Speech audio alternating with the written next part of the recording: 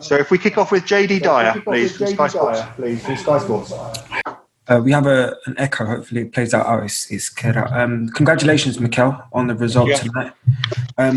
I think about Arsenal's record in Greece historically, both as you'd understand, both as a player and as a manager, how difficult it is to get a victory in Greece. 3 critical away goals as well.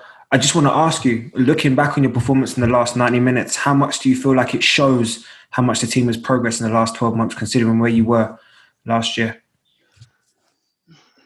Yes, I've been saying that for a while. I can see probably more things because internally as well, I know the process that had happened and how much it's happened since we were here a year ago. But I think the difference is really big today. We are really pleased with the results, with the goals that we score, and the way we played in big moments in the game. But as well, we have to be very clear and honest with ourselves that we gave 3 goals to the opponent. They took 1. And at that level, they're going to punish you. So if we want to go to the next level, we have to stop doing that and be more ruthless. And when you are that dominant and you're playing that well, just kill the games. You've been very confident in sort of your philosophy all year in consistently wanting to play out from the back. When you see sort of moments that, let's say, give you a heart attack or a moment of scare like tonight, does that change your confidence at all?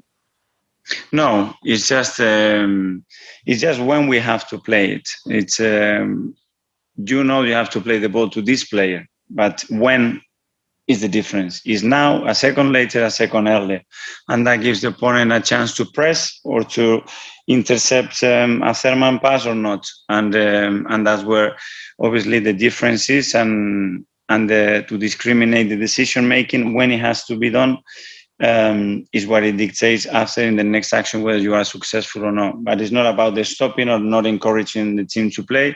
We have to do, but we have to understand when to do it, and that's crucial because if not, it creates insecurity. A game that is totally under control brings the team into a insecurity mode because you just give to the opponent how much we've done in the game, the chances that we missed, and it's unnecessary. But it's true as well that the reaction after that to score 2 goals, and probably we should have scored 1 more, it was great to see as well.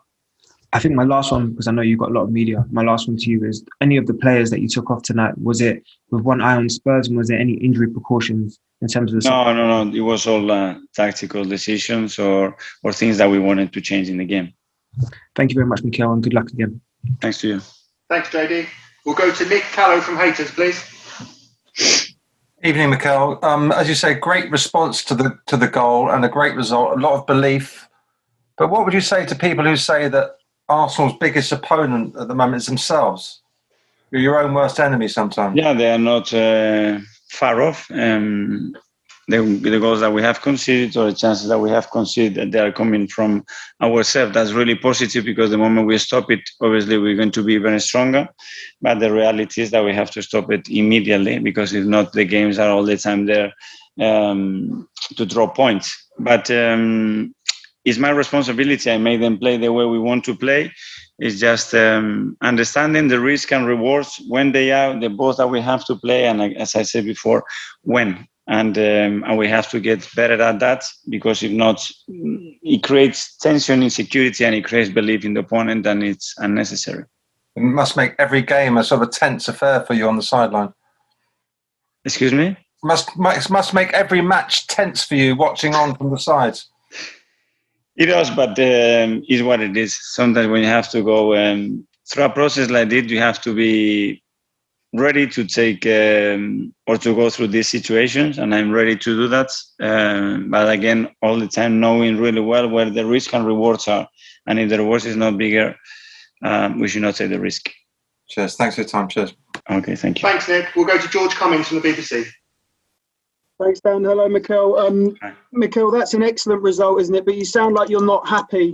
Is that fair to say with the performance? No, because I want to be much more ruthless, and as a team, I don't want to give anything to any opponent. The opponents are good enough by themselves to create situations, to create problems, to change organization, structure, the individual quality that they have in this competition. So I want to give 0 to the opponent, and whatever we do, we have to earn it so much.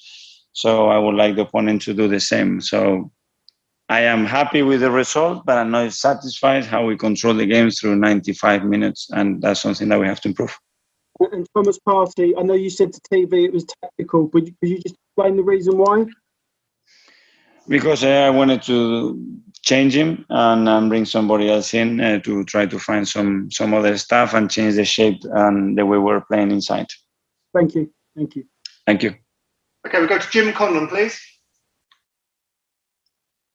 Hi, Mikel. You spoke there about being more ruthless with the chances that you had there this evening. But in terms of the goals you scored, there were typical Arsenal goals, spectacular goals. And Mohamed El Nenni's strike, how crucial could that be?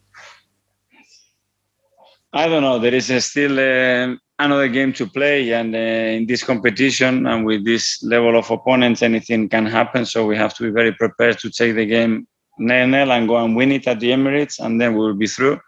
With Mo in particular and with the subs, I'm extremely delighted because I know how much they want to play, and they are key in this competition. You want to be successful, you need your subs to make an impact. They've done it tonight again, and Mo in particular because how he's been training so hard to improve his range, his shooting range with Roundy. And he got his reward tonight, and it's very important for the team.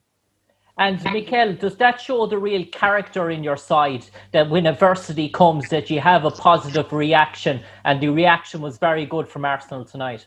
Yes, and it has happened in many games already, and that has to become a habit, because when you are able to react as a team in any circumstances, it doesn't matter the disappointment, the moment, or what happens, individual and collectively, you need to know that you can get that response, and the team is able to overcome to any situation. So that's really encouraging for the team. Thanks, Mikel. Thank you. Thanks, Jim. And finally, we'll go to Nick Ames, please, from The Guardian. Hi, Mikel. Hey. Congratulations on the win. Just a quick word about Martin Odegaard.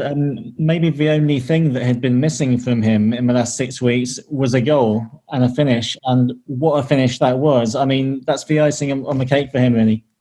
He can do that, and he needs to click by doing that. The same with Emil, the same with William, is that they are there to make things happen and win games. And win games are decisive on the boxes, and they have to be more encouraged to attack those situations, to take risks, to take shots, to create opportunities to dribble, because that's their quality. And hopefully that's going to bring Martin the confidence. We scored 2 wonder goals from outside the box, and that's another important way of getting goals, and it's going to be crucial. Thanks, Mikel. Thanks, you. Thanks, everyone. See you soon. Thank you.